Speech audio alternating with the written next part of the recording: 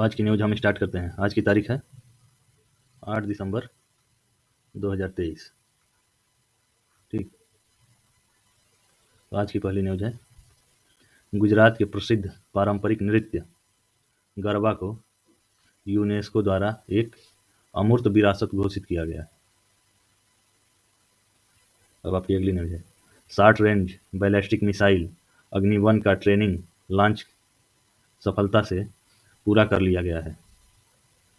रक्षा मंत्रालय ने बताया कि इस मिसाइल को ओडिशा के एपीजे अब्दुल कलाम द्वीप में ट्रेनिंग लॉन्च सफलतापूर्वक किया है। अब आपकी अगली न्यूज़ है, प्रधानमंत्री 8 दिसंबर 2023 को लाल किले में प्रथम भारतीय कला और वास्तुकला और डिजाइन बीएनएल IAADB 2023 का उद्घाटन करेंगे। इस कार्यक्रम के दौरान प्रधानमंत्री लाल किले पर आत्मनिर्भर भारत सेंटर का फॉर डिजाइन और विद्यार्थी बीएनएल समुन्नति का भी उद्घाटन करेंगे। अब आपकी अगली न्यूज़ है, विश्व बैंक की टीम ने सक्षम भारत की लॉजिस्टिक क्षमता को बेहतर बनाने के लिए की जा रही और की जाने वाली पहलों और सुधारों को दर्शाने के लिए उद्योग और आंतरिक व्यापार संवर्धन विभाग DPIIT की विशेष सचिव लॉजिस्टिक्स श्रीमती सुमिता डावरा की अध्यक्षता में नई दिल्ली में एक बैठक का आयोजन किया गया।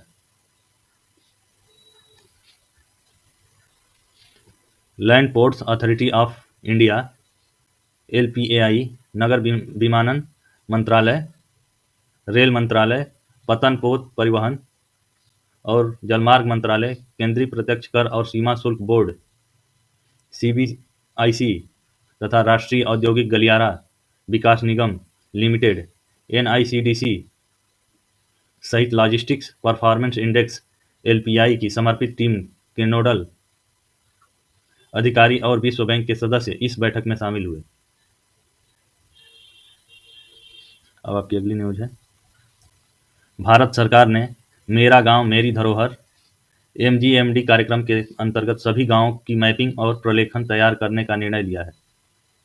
सांस्कृतिक मंत्रालय के अंतर्गत इंदिरा गांधी राष्ट्रीय कला केंद्र IGNCA के समन्वय से सांस्कृतिक मैपिंग पर राष्ट्रीय मिशन चलाया जाता है। MGMD के पर एक वेब पोर्टल लॉन्च किया गया है। MGMD कार्यक्रम भारतीय गांवों के जीवन, इतिहास और लोकाचार का विवरण देने वाली व्यापक जानकारी संकलित करना चाहता है। MGMD के अंतर्गत 7 व्यापक श्रेणियों की जानकारी एकत्र की जाती है। इसमें अब देखते हैं, पहली कला और शिल्प गांव, दूसरा है पर्यावरण की दृष्टि से विकसित गांव, तीसरा है आपका भारत की पाठ्य और सशस्त्र सम्मत परंपराओं से जुड़ा शैक्षणिक गांव, और इसके बाद चौथा है आपका रामायण महाभारत और पौराणिक किंवदंतियों और मौखिक महाकाव्य से जुड़ा गांव, पांचवा है आपका स्थानीय और राष्ट्रीय इतिहास से जुड़ा हुआ ऐतिहासिक गांव, और आपका छठा है वास्तुकला और विरासत गांव। और फिर अगली न्यूज है, 17वां ब्रिगेडियर्स सैन्य चिकित्सा देखभाल सेवा कार्य अध्ययन सम्मेलन वर्चुअल माध्यम से आयोजित किया जा रहा है।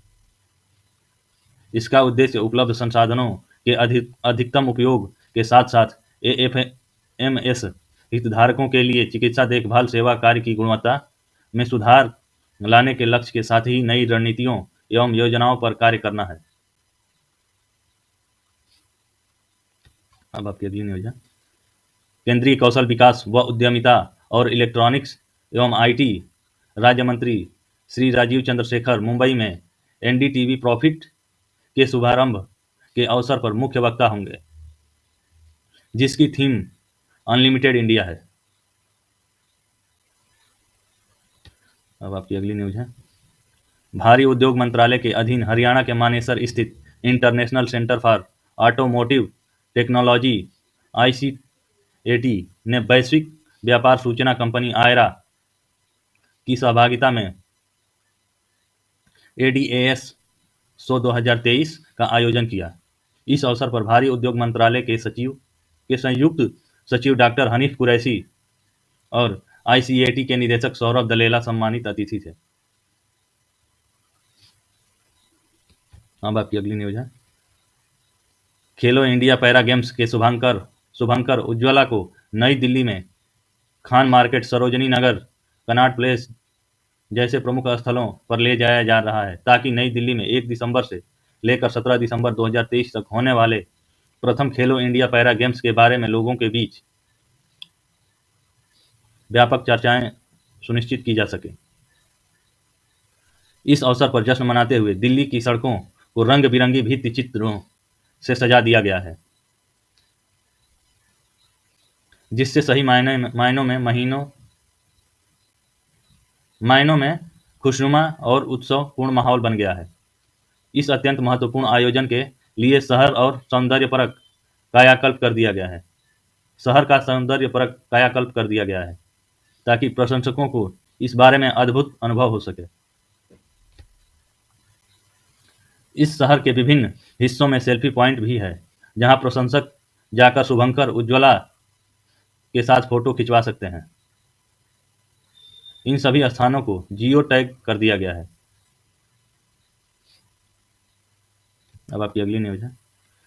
जेंडर आधारित हिंसा के खिलाफ सक्रियता के 16 दिन के वार्षिक अभियान के अनुसार कौशल विकास और उद्यमिता मंत्रालय का कार्यस्थल पर महिलाओं के यौन उत्पीड़न अधिनियम 2023 के अंतर्गत अपने अधिकारियों के लिए कौशल भवन नई दिल्ली में 2 दिवसीय क्षमता निर्माण कार्यक्रम का समापन हुआ।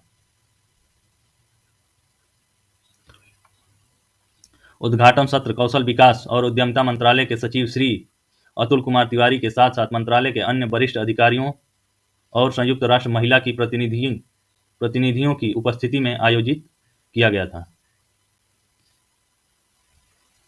अब आपकी अगली न्यूज है। केंद्रीय नवीन एवं नवीकरणीय ऊर्जा और विद्युत मंत्री ने बताया कि 4 जनवरी 2023 को शुरू किए गए राष्ट्रीय हरित हाइड्रोजन मिशन 2030 तक प्रतिवर्ष 5 मिलियन मीट्रिक टन हरित हाइड्रोजन उत्पादन क्षमता के विस्तार की उम्मीद है। राष्ट्रीय हरित हाइड्रोजन का लक्ष्य भारत को हरित हाइड्रोजन और उसके यौगिक के उत्पादक, उपयोग और निर्यात के लिए एक वैश्विक केंद्र के रूप में विकसित करना है। इस मिशन से हाइड्रोजन और ईंधन के प्रकोष्ठों में विभिन्न अंतर्राष्ट्रीय प्रयासों के साथ बहुपक्षीय जुड़ाव और सहयोग को बढ़ावा मिलने की उम्मीद है। परिणाम उन्मुख प्रौद्योगिकी विकास, ज्ञान निर्माण और प्रसार के लिए द्विपक्षीय और बहुपक्षीय सहयोग कार्यक्रमों के तहत शिक्षा जगत, विश्वविद्यालय, तकनीकी संस्थानों, उद्योग और अनुसंधान प्रयोगशालाओं के बीच सहयोग की सुविधा मिलने की संभावना है। अब आपकी अगली न्यूज है।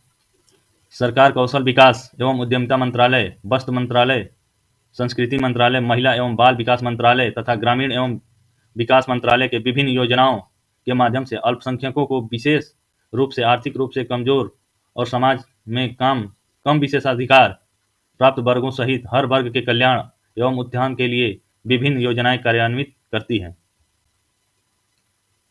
इसमें पहला है शैक्षणिक सशक्तिकरण योजनाएं, दूसरा है रोजगार और आर्थिक सशक्तिकरण योजनाएं।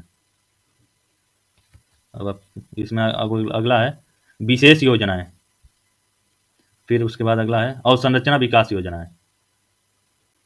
इसमें अगली न्यूज है। अब केंद्रीय मंत्री डॉक्टर जितेंद्र सिंह ने भारत में प्लास्टिक कचरे में कमी लाने के लिए राष्ट्रीय सर्कुलर इकोनॉमी रोडमैप पर एक प्रमुख दस्तावेज जारी किया, जो भारत और ऑस्ट्रेलिया के प्रमुख अनुसंधान संस्थान के बीच एक सहयोगात्मक अभ्यास है।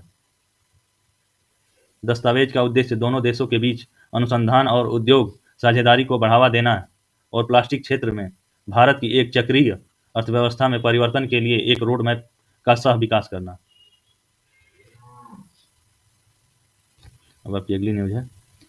जनजाति कार्य मंत्रालय ने अपने 2 एजेंसियों अर्थात भारतीय जनजाति सहकारी विपणन विकास महासंघ ट्राइफेड और राष्ट्रीय अनुसूचित जनजाति वित्त एवं विकास निगम एनएसटीएफडीसी के माध्यम से जनजातीय समुदायों द्वारा की जा रही आर्थिक गतिविधियों को बढ़ावा देने में महत्वपूर्ण योगदान दिया है और इसके परिणाम स्वरूप उनका आर्थिक विकास हो रहा है।